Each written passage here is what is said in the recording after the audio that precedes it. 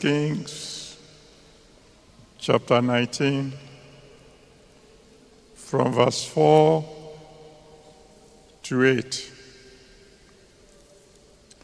But he himself, that's Elijah himself, went a day's journey into the wilderness and came and sat down under a juniper tree. And he requested for himself that he might die, and said, "It is enough now, O Lord. Take away my life, for I am not better than my fathers." And as he lay and slept under a juniper tree, behold, then an angel touched him and said unto him, "Arise and eat." And he looked, and behold, there was a cake baking on the coals, and a cruse of water at his head. And he did eat and drink, and laid him down again.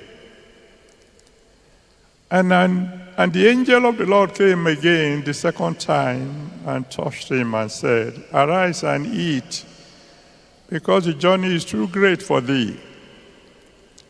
And he arose and did eat and drink, and went in the strength of that meat 40 days and 40 nights unto Horeb, the mount of God. This month, as you know, we're talking about refueling your fire. The way God made man is that constantly he will need refueling. If you have worked very hard during the day, he made sure that every day will be followed by a night when you can sleep and refuel your energy. If you are not fasting, after you have eaten your breakfast and you have walked for a certain period of time, he expects you to eat so that you can refuel. He created hunger to remind you you are running low on fuel, so you can go ahead and eat. When you fire a gun, if that gun is to remain effective, you must reload. In the story we read here, we read the story of a man called Elijah, who was a highly anointed man of God. For more than 3.5 years, he was charging his battery. And then came 1 Kings chapter 18. And he had to use the battery that had been charged. He used the battery first to call down fire from heaven.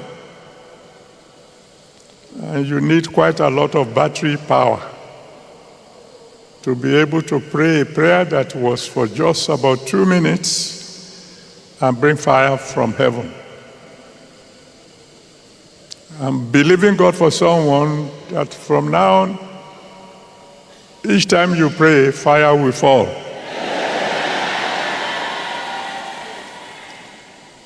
And then he went ahead and used the same battery to call down rain from heaven. It had not rained for 3.5 years. And the sky was absolutely clear, no cloud at all. But he kept on putting a demand on his battery. He prayed 7 times. It's like you want to start your car. You start it again and again and again until the 7th time rain fell. And then he used even more of the battery to run down a race that, according to Bible scholars, is about almost 10 kilometers, if not more, and run faster than the king's chariot. And then without resting, without recharging, when news came to him that the queen, Jezebel, was coming for him, he started running again. And this time, for days and days and days, 3 days and 3 nights, he just kept on running. By the time he got to the story we read tonight, his battery was completely flat. That's why he said to God, I think it's better to come home now. Kill me so I don't fall into the hand of this terrible woman. And then, as soon as he prayed the prayer, because physically he has not refueled by way of sleep for more than 3 days, he fell asleep. Even though he was aware that Jezebel might be running after him to catch him and kill him, he fell asleep again.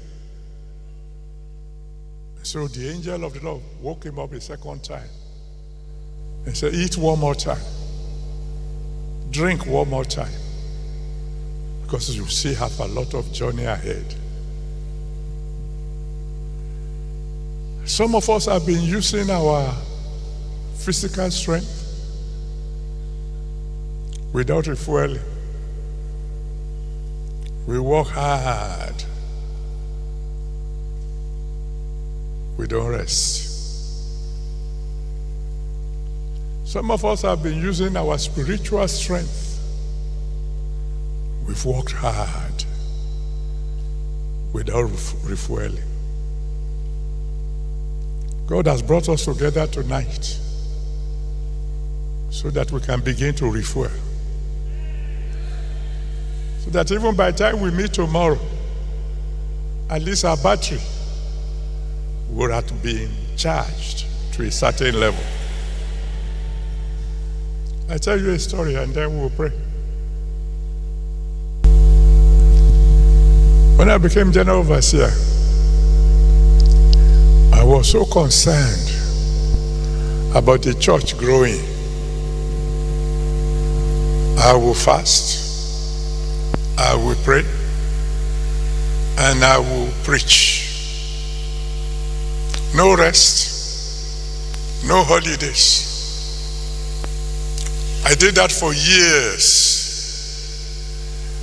And then all of a sudden I discovered that when I'm preaching, by the time I've preached for 15 minutes, my voice will be gone. And I mean gone. Oh, and there were all manners of recommendations. Drink tea with honey. Do this, do that. I will do it. The voice will come back. I will preach for 15 minutes and the voice will be gone.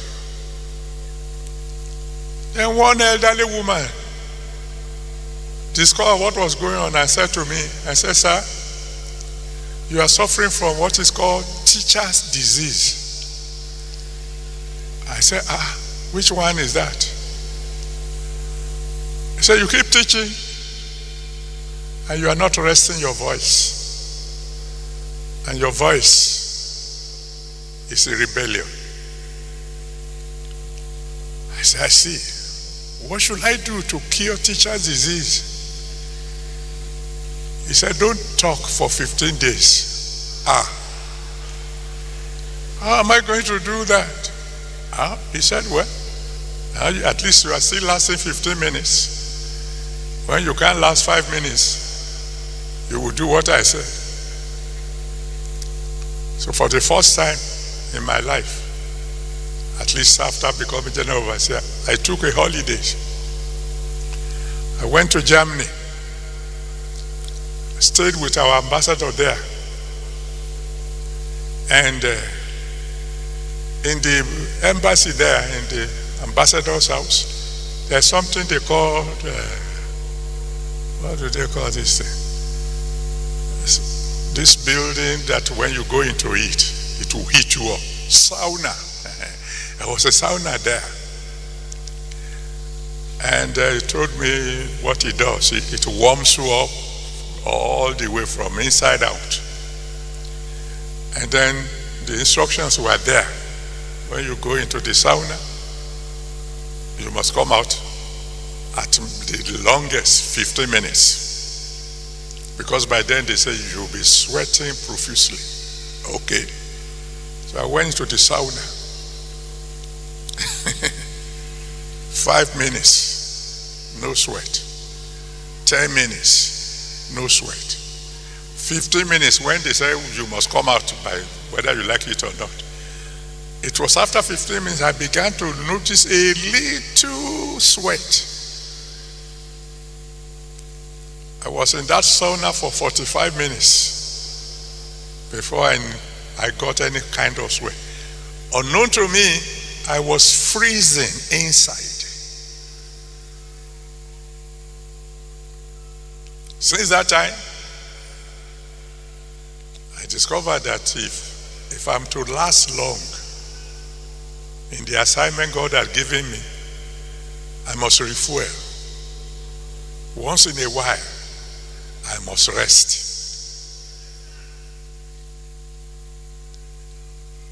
Some of you need to refuel physically. There are some of you need to refuel spiritually. Tonight, as you take the bread, may the Almighty God refuel you physically. As you take the wine, may the Almighty God refuel you spiritually. And when we are talking of refueling, particularly spiritually, how can we talk about refueling to somebody who had never even had fuel? If you have never been to Jesus Christ, if you have never surrendered your life to Him, what are we talking about refueling? We should be talking to you about fueling, not refueling. So if you are here and you have not yet surrendered your life to Jesus, and you are not yet washed in that blood, if you love yourself, you better come now. Come. Let Him save your soul and let Him give you the first taste of divine fuel. I'm going to count from 1 to 5. If you want to give your life to Jesus Christ, better come now. That's why He said, come unto me, all ye that labor and are heavy laden, and I will give you rest. So if you want to come now. I'm counting. 1, 2,